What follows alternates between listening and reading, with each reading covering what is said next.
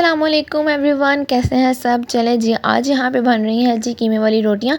यहाँ पे dough ready हो चुकी है और बैटर भी मम्मा ने लगा दिया। यहाँ पे रोटियाँ बन रही हैं और रोटियों के दौरान ही मुझे एक बात याद आई कि जब हम नानों के घर जाते थे, नानों कीमे वाली या छोली वाली रोटियों के साथ मैंगो खाती थी।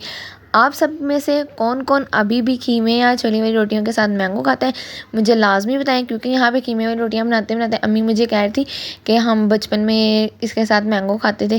जब हम भी छोटे थे तब भी हम भी खाते थे, नानो भी खाती थी, मुझे याद है। तो आप में से कौन कौन अभी भी मैंगो खाता है कीमे या छोली वाली रोटियों के साथ, मुझे लाजमी कमेंट्स में आपने बताना है। वीडियो अच्छी लगेगी तो लाइक शेयर, चैनल को सब्सक्राइब करना बिल्कुल नहीं भूलना।